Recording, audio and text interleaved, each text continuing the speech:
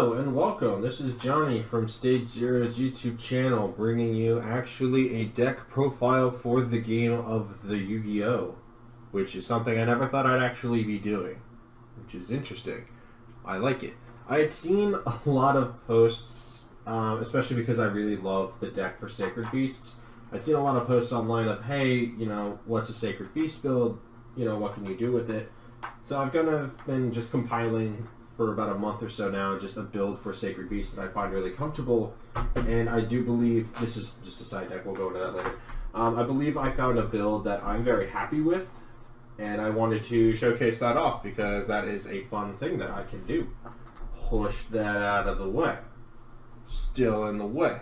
There it goes. So, of course, some of these cards are not budget friendly, I'm going to use the term. I don't have like lightning storms and things like that, but you know, we'll go into more detail with the deck profile, and then I'll have some budget replacements if I do think about it. If not, I'll post them later. So of course, to start, I have the 3 Dark Beckoning Beasts. Of course, that is your most generic play starter for the deck. You always want to find this or opening of the Spirit Gates. If you don't find Gates and you find this, you can get this, then Gates, and then another piece that you need. Or if you already have Gates, then you can search literally anything else. Usually I'll search Cerulean Skyfire or Awakening because it's a fun skill drain. So in those respects, it's a very good turn 1 combo starter for a deck that 15 years ago was not actually real. It was just 3 cards that they said, hey, let's turn this into cardboard and sell it for money. That's fun. Up next, we have 3 of the Chaos Summoning Beast. This one's really funny just because he is a little level 1 boy that I can summon off 1 for 1 if I have no other need to give a crap for him. Other than that, he just gets Hamon and Fallen Paradise, and then you draw forever. So I run him at 3 just to make sure I see it. If not, I have 1 for 1 to summon it out. Up next, I have the 1 Dark Summoning Beast. I only run the 1 because it pairs along with this. I run 2 Hamon, Lord of Striking Thunder. I've seen a lot of builds that try to run pure variants. I mean, in me, my honest opinion, I don't like running the more pure version.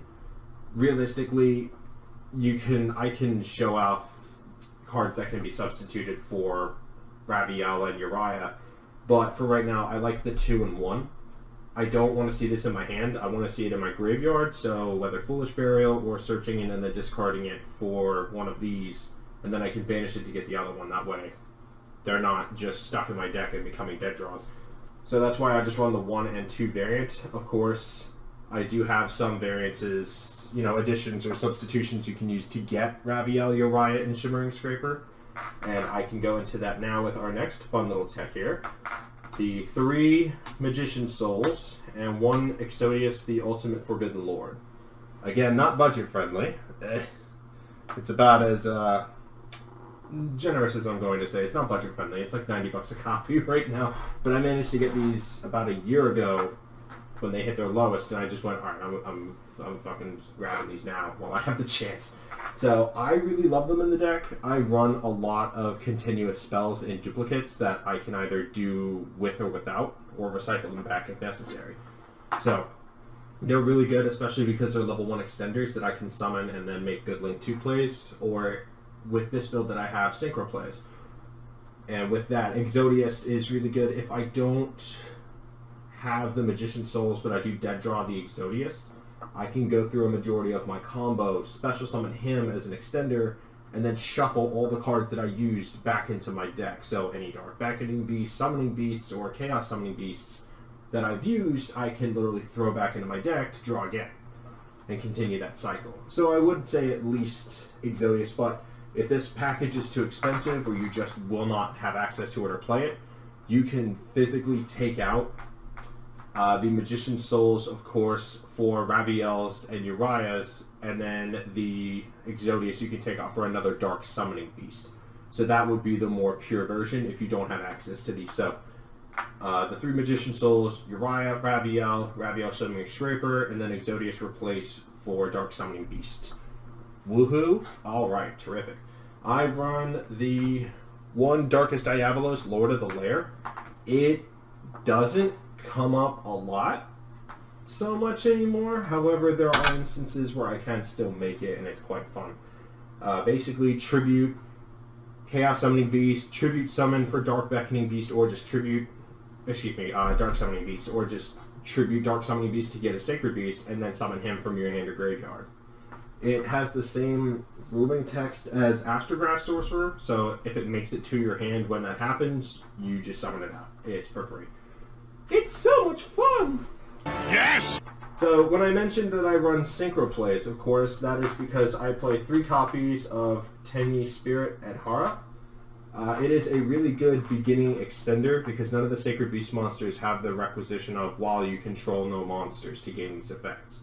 So I essentially summon him out. He's not a Garnet unless I already draw him later, in which case that sucks, but I can use him for discard fodder. Excuse me. So with it, it's really nice because I can go into Halki Fibrax and then summon out a copy of Ash Blossom. And then if I have an extra extender, I can summon a Herald of the Arclight. If I just need... It's also possible to make a level 8 Synchro monster in this deck by using Dark Summoning Beast. I always get their names confused. So it's really nice to summon a level 3 tuner for free, especially because if it's not in my hand, it's basically pointless. And I can just summon it out of the deck for free and just say, here's a tuner. I can work with that. The Halki Firebrax also goes into some other fun plays that I have later. So, everybody's favorite money sink. Here we go. Red Eyes Fusion, Red Eyes Black Dragon, Dark Magician to make everybody's friend and dad, Dragoon. I know there's mixed opinions about Dragoon. I like Dragoon in this deck because I dedicate it to going first.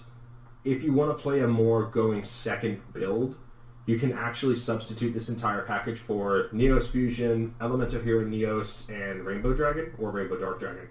And then you can summon Rainbow Neos and then do basically the same thing, except you're shuffling all their cards away instead of just having a big boy negate. So, really it comes down to personal preference. I like Dragoon, in my personal opinion, so that's where I run it, but of course it is subjective and you can do whichever you will. So that really takes care of the monsters in the deck. Of course, now we have the spells that I run, which are 3, Opening of the Spirit Gates. Realistically, it's the same as Dark Beckoning Beast. You search everything that's a monster that lists Raviel, Uriah, or Hamon in the deck, and then you just add it to your hand for free. Additionally, you can discard a card if there is a Fiend monster in your grave with 0 attack and defense. You can special summon any Fiend monster with 0 attack and defense. Fun fact, I found out today, you can summon Yubel with that. You'll never play it. It's a fun fact to know. I bet you didn't think about it. Nobody will play it ever. And then other than that, you can get a continuous spell out of your graveyard into your hand if you control a Sacred Beast monster, e.g. Hamon, Uriah, or Raviel. I use it to pitch off extra dead copies of like Cerulean Skyfire or Opening of the Spirit Gates or anything like that. And I'll just use it to recur advantage that I sacrifice to get more draw power. So essentially it all just circulates back on itself. And of course with the Cerulean Skyfires, I play 1 Fallen Paradise. Again, I don't have a lot of Sacred Beast monsters. And 9 times out of 10, if I establish a big enough board, my opponent can't hit Fallen Paradise to get rid of it in the greater scheme. So I'll set up my board, I'll set up Cerulean Skyfires, they can't get rid of it, and then I'll just sit there and generate advantage every turn. So it's probably something you could bump to 2, especially if you play a more pure variant. Just take out one of the Cerulean Skyfires for a Fallen Paradise, since at that point you're just running 1 or 2 Hamon anyway and you don't really need it. The next card, of course, that I have is Awakening of the Sacred Beast. I just run the 1 copy of it because it is searchable, and if I don't draw it, I don't particularly care. If I have the max of 2, which I normally would, you would just create a skill drain for your opponent, and then anytime they would try to summon a monster, you'll gain life based on their attack. So the Macrocosmos effect is nice.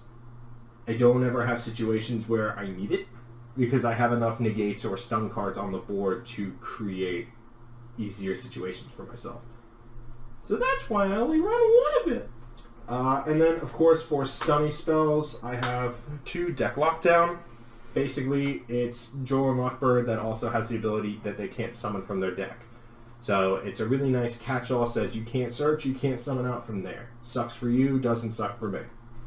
Because by then I've already searched everything and then I can just kill them. Which is fantastic. Murder with cardboard. Up next I have my generic draw spell, Allure of Darkness. I am a man who likes to gamble.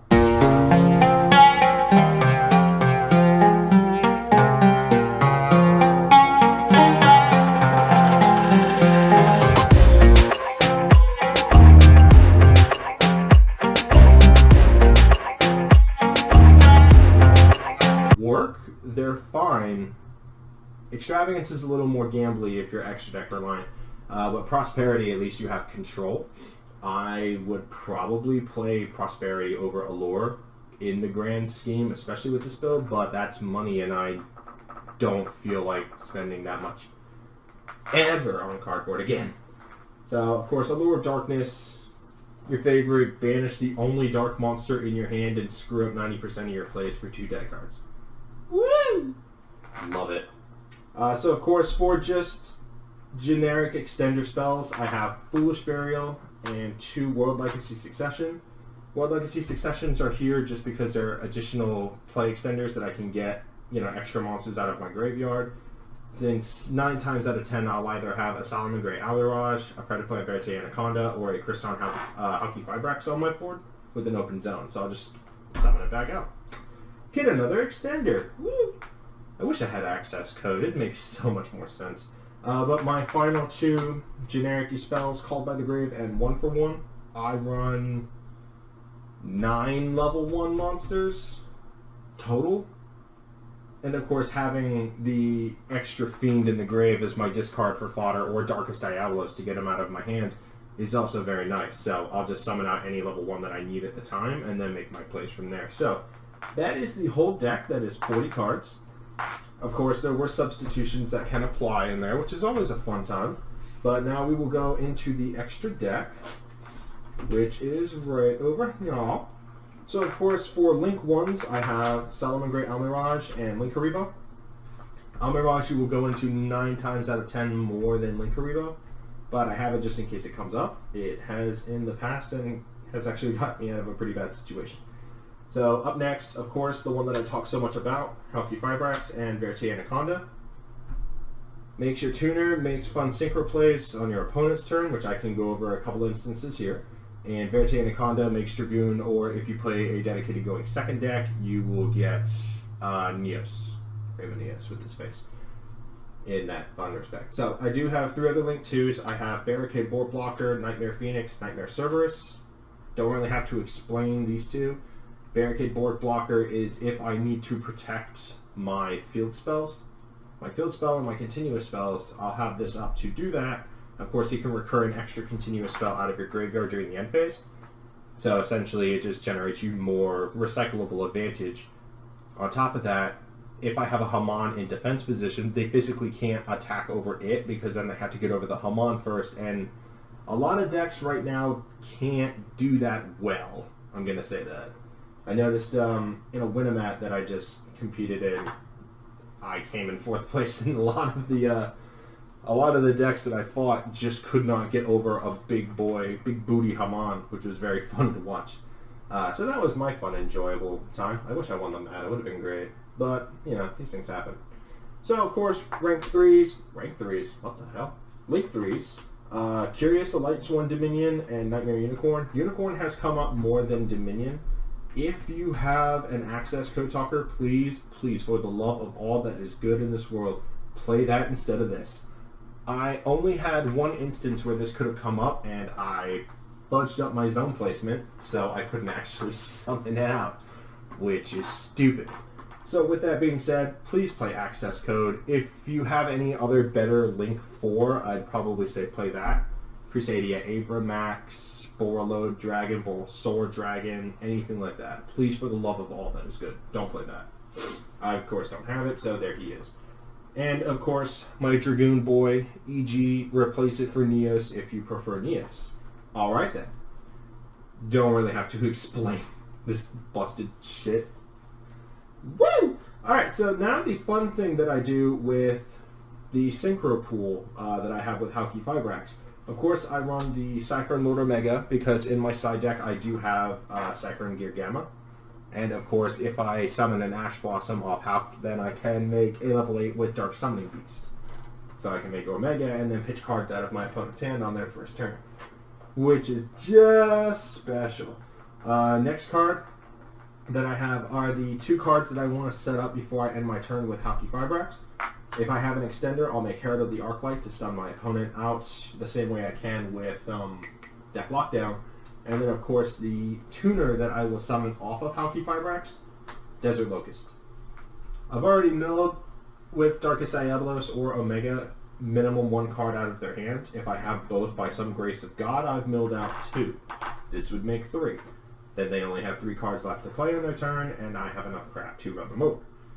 And then, of course, if I manage to get these 2 on the field at the same time, or at least this and 4 levels worth of monsters on the field, I have 2 other monsters that I've been testing out, and so far, I can consistently bring one of them out at a time. It depends on what I really need in that instance. So, it's either Satellite Warrior or Stardust Warrior. Realistically, with them, it depends on the situation. I've had Stardust Warrior to negate a summon and then distribute it away, or Satellite Warrior if they're trying to leave the main phase, and they haven't gone after the synchros. I'll go, okay, I'll summon Satellite Warrior and then pop up to 2 cards on the field, and that could really disrupt their plays in that, because it's basically when it's synchro summoned, target card your opponent controls up to the number of synchro monsters in your graveyard, destroy them, and if you do, this card gains 1,000 attack for each card destroyed. And then essentially they get benefits if they got destroyed, but that's not going to matter for this in that respect. Nope, level 8 or lower. Crap. I wish I could summon the other one, that'd be so stupid. But regrettably, no. You can't. So that's the extra deck. Again, I like where it is, except Curious. I hate Curious's face. It's stupid.